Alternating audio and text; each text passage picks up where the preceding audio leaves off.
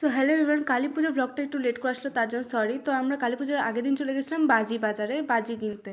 তারপর তো বাজি যেমন দেওয়া নেওয়া হয় বোনদের মধ্যে, তেমন দেওয়া নেওয়া হয়েছে, যদিও একসাথে ফাটানো হয় তবুও আমাদের মজা হয় ওটা করতে। তারপরে আমি আর মা কালী পুজোর বিকালবেলা রঙ্গোলি দিয়ে দিয়েছিলাম খুব সুন্দর করে।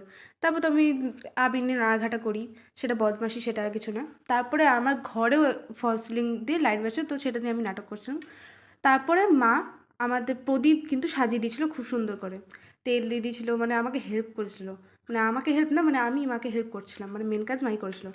তারপরে রঙ্গোলিতে খুব সুন্দর করে সাজানোর পর আমরা একটু ঘুরতে পেয়েছিলাম। তো যে কোনো ফেস্টিভ্যালে আইসক্রিম তো মাস্ট, সেটা না হলে ফেস্টিভ্যাল মনে হয় না।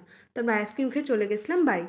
তারপরে বাড়ি গিয়ে তো বাজি ফাটানো স্টার্ট, হুকাহুকি খেলা যেটা মেন হয়। তারপরে আরও ভটকা ফাটিয়েছিলাম আমরা, তবে বাজি থেকে থেকে কিন্তু সাবধান। তা বলে বাজি ব্যান্ড করে দিও না, বাজি ফাটাও আরামসে, কিন্তু সাবধান।